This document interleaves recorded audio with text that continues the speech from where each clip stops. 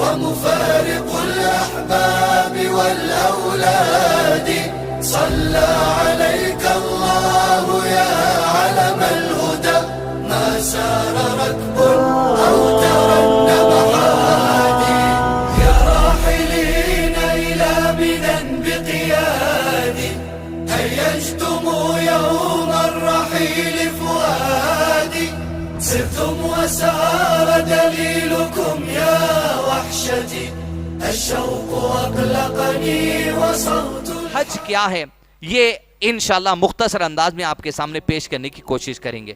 نبی صلی اللہ علیہ وسلم جس قوم کے پاس بھیجے گئے وہ قوم ابراہیم علیہ السلام اور اسماعیل علیہ السلام کی شریعت پر چلتی تھی۔ ابراہیم علیہ السلام کی شریعتی سے حج کا سلسلہ چل رہا ہے اور مکے کے لوگ اور مکے کے اطراف جتنے عرب کے لوگ ہیں وہ سب حج کرنے آتے، لیکن حج میں ان میں اللہ کی عبادت کے ساتھ ساتھ بدھ، شرک پرستی، وسیلہ گری سب کچھ داخل ہو گیا۔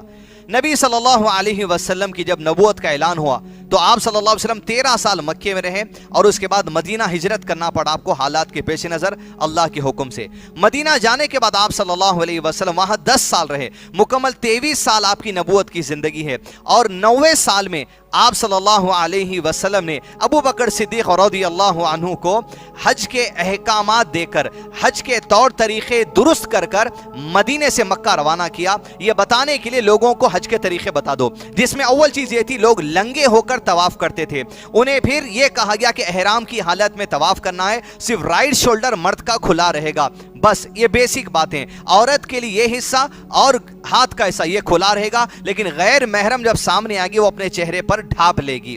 دوسری بات، ابو بکر صدیق رضی اللہ عنہ نے اعلان کروا دیا کہ ننگے طواف نہیں کیا جائے گا اور کسی مشرک کو حج پر آنے نہیں دیا جائے گا۔ یہاں بنیادی بات یہ ہے انسان کا عقیدہ اگر درست نہیں ہے وہ چاہے جیسی تیسی عبادتیں کر لے، اس کی عبادت رد کر دی جائے گی، بیکار ہو جائے گی، فائدے کی نہیں رہے گی۔ لہذا انسان کو چاہیے توحید پر مضبوط رہتے ہوئے سنت کے مطابق اعمال کر لیں۔ اب حج جملہ 6 دن کا حج ہوتا ہے، جس میں 5ویں دن کا بھی آپشن ہے اور 6ٹھے دن کا تو حج ہے ہی ہے جو نبی صلی اللہ علیہ وسلم نے کیا۔ حج کا آغاز ہوتا ہے ذی الحج کے مہینے کی 8 تاریخ کو۔ 8 تاریخ کو ذی الحج کے آپ مکے سے احرام باندھ کر تلبیہ پڑھتے ہوئے آپ مینا کی طرف جائیں گے۔ لبیک اللہم لبیک لبیک لا شریک لک لبیک ان الحمد والنعمت لک والملک لا شریک لک، توحید کی گواہی دیتے ہوئے کہ اللہ کے سوا کوئی معبود نہیں، اسی کا حکم چلتا ہے، اسی کا ملک ہے، اسی کی بادشاہت ہے، یہ تلبیہ لگاتے ہوئے مینا کے میدان کی طرف نکلیں گے۔ فجر کی نماز مکے میں ادا کرنے کے بعد مینا میں پہنچ کر ظہر اور عصر کی نماز ملا کر پڑھیں گے، پھر شام کو مغرب اور عشاء کی نماز ملا کر پڑھیں گے، رات کو مینا کے میدان میں خیام کریں گے۔ اس کے بعد جب رات ہی کو مغرب کے بعد 9 ذی الحج شروع ہو جاتی ہے، 9 ذی الحج کو اب آپ فجر کی نماز کے بعد عرفہ کے میدان کی طرف نکلیں گے، وہی تلبیہ پڑھتے ہوئے۔ عرفہ کے میدان میں ظہر کی نماز سے پہلے، زوال سے پہلے آپ کو پہنچنا ہے، وہاں پہنچ کر ظہر اور عصر کی نماز ملا کر امام صاحب مسجد میں پڑھائیں گے، ان کے ساتھ جو سو ملا کر پڑھنا ہے۔ اس کے ساتھ ہی پہلے خطبہ دیا جائے گا اور اس کے بعد ظہر اور عصر کی نماز پڑھائی جائے گی۔ ظہر کی 2 رکعت پڑھیں گے، سلام پھیریں گے، پھر اٹھیں گے، عصر کی 2 رکعت پڑھیں گے اور اس کے بعد پھر آپ جو سو اپنے کیمپ میں چلے جائیں گے۔ عرفہ یہ حج کا اصل ہے۔ عرفہ کے دن اللہ عز و جل تمام حاجیوں کے لیے مغفرت کے جو فیصلے نازل کرتے ہیں، شیطان کو جب اس بات کا علم ہوتا ہے تو شیطان مایوس ہو جاتے اللہ تعالیٰ کے اس فیصلے کو دیکھ کر۔ عرفہ کا دن، جس دن دنیا کے تمام مسلمانوں کو جو حج کو نہیں جاتے انہیں روزہ رکھنے کی تعلیم دی گئی تاکہ گزشتہ سال اور آنے والے سال میں جو صغیرہ گناہ ہوئے ہیں ان صغیرہ گناہوں کی معافی کے لیے یہ ایک دن کا روزہ کفارہ بن جاتا ہے۔ 9 ذی الحج کو مغرب کی نماز تک آپ عرفہ میں رکیں گے، لیکن مغرب نہیں پڑھیں گے اور عشاء نہیں پڑھیں گے عرفہ میں، اور عرفہ سے نکل کے اب آپ مغرب سے پہلے یا مغرب کے وقت میں جیسے غروب ہوتا ہے مزدلفہ کے لیے نکل جائیں گے۔ مزدلفہ میں پہنچ کر رات آپ کو مزدلفہ میں بسر کرنی ہے، اور مزدلفہ میں جب آپ پہنچیں گے تب پہنچ کر آپ کو وہاں پر مغرب اور عشاء کی نماز ملا کر پڑھنا ہے اور رات میں آرام کرنا ہے۔ پھر اس کے بعد صبح فجر کی نماز بھی آپ کو مزدلفہ میں پڑھنا ہے جب 10 ذی الحج شروع ہو جائے گا۔ اسے یوم النحر کہا جاتا ہے، قربانی کا دن۔ یہ عظیم دن ہے کہ اللہ تعالیٰ کو اس دن قربانی سے زیادہ کوئی دوسرا عمل محبوب نہیں ہے۔ تو فجر کی نماز کے بعد آپ نکلیں گے مزدلفہ سے مینا کے میدان کی طرف۔ مینا میں جب آپ پہنچیں گے वहां जमरा होता है 1 2 3, वो निशानियां जहां पर इब्राहिम अलैहिस्सलाम ने कंकरी मारी थी, वहां हमें जाकर पहले एक जमरे को सिर्फ 10 ज़िलहिज्जा के दिन हमें कंकरी मारना है। 7 कंकरी मारेंगे, अल्लाहु अकबर अल्लाहु अकबर अल्लाहु अकबर कहते हुए, हर कंकरी मारते वक्त में अल्लाहु अकबर कहना है। यह तसव्वुर नहीं होना चाहिए कि वो पिल्लड़ शैतान है, बल्कि वो अमल ऐसा है जिस अमल से शैतान को चिढ़ होती है, शैतान को तकलीफ होती है। वैसे नबी सल्लल्लाहु अलैहि वसल्लम ने इरशाद फरमा, जब तशहुद पढ़ो तो तशहुद में उंगली की हरकत दो, ये उंगली की हरकत शैतान पर लोहे की मार से भी ज्यादा सख्त है।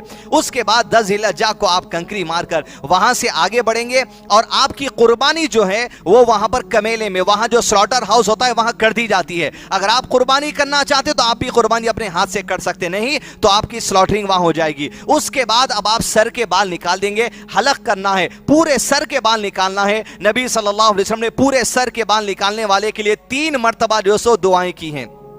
हो सकता है आपकी कुर्बानी पहले हो जाए, बाल आपने पहले निकाल लिए, ये आगे पीछे हो सकता है, इसकी गुंजाइश उलमाए किराम ने दी है। फिर उसके बाद आप निकल कर बाल निकाल लेंगे और एहराम खोलकर सादे कपड़े पहन लेंगे और आप जाएंगे मक्का को, हरम काबतुल्लाह के पास तवाफ इफादा करने के लिए। वहां पर जब आप पहुंचेंगे तवाफ करने के लिए, सादे कपड़ों में आप जो सो तवाफ करेंगे 7 चक्कर। उसके बाद आप सही को जाएंगे, वहां सही के 7 चक्कर लगाएंगे। फिर ऐसे 7 चक्कर हो गए, उसी रात को आप निकलकर वापस मीना के दिन मीना आपको आ जाना है। ये आप 10 ज़िलहिज्जा को भी आ सकते हैं, या शाम मगरिब हो गए तो 11 ज़िलहिज्जा भी शुरू हो जाती है। तो जैसे तकमील हुआ आप फौरी जो सो आ जाएंगे, कहां पर? मीना के मैदान में। अब हज के अहम अरकान जो थे कंप्लीट हो गए।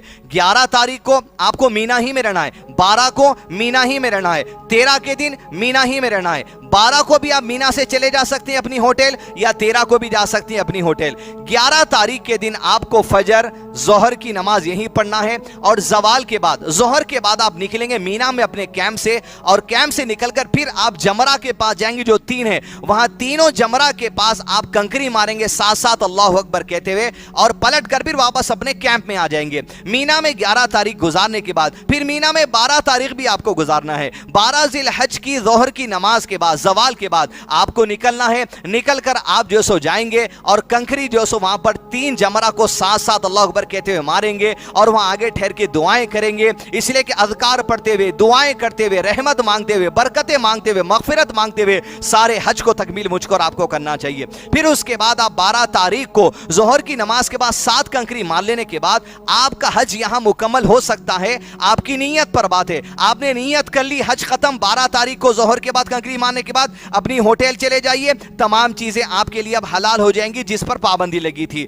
उसके बाद नहीं, आप 13 को भी रुकना चाहते हैं, क्योंकि नबी सल्लल्लाहु अलैहि वसल्लम 13 तारीख को भी हज को रुके थे। पलटकर आपको मीना में आना है, मीना में आपको रात बिताना है। 13 तारीख के दिन सुबह फिर जब से जवाल हो जाएगा, जवाल के बाद आप निकलें और 7 कंकरी 3 जमरा को मारें। वहां से आप 13 तारीख को आपका हज मुकम्मल करके निकल सकते हैं आपकी होटल की तरफ। इस तरीके से हज में ये बेसिक बातें जो करना है। अब हाजियों को अल्लाह ताला ने कुरान मजीद में एक अहम नसीहत की, फज़कुरुल्लाह का ज़िक्रिकुम आबाउकुम औ अशद्द ज़िक्रा, कि अल्लाह ताला का जिक्र किया करो कसरत से, ऐसे जैसे बाप दादा का जिक्र करते हो, औ अशद्द ज़िक्रा, बल्कि बाप दादा के जिक्र से भी ज्यादा तुम्हें अल्लाह का जिक्र करना चाहिए। अल्लाह का जिक्र करते हुए, कुरान पढ़ते हुए, नसीहत हासिल करते हुए, तर्जुमे से पढ़ते हुए, दुरूस पढ़ते हुए, अज़कार पढ़ते हुए, नमाज पढ़ते हुए, खुशू से रोते हुए, रहमतें, बरकतें, खैर, हिदायत मांगते हुए हमें जो सो अजीम काम जो सो करना चाहिए। ये इस्लाम का अहम रुकन है, ये जिस्मानी इबादत भी है, ये माली इबादत भी है।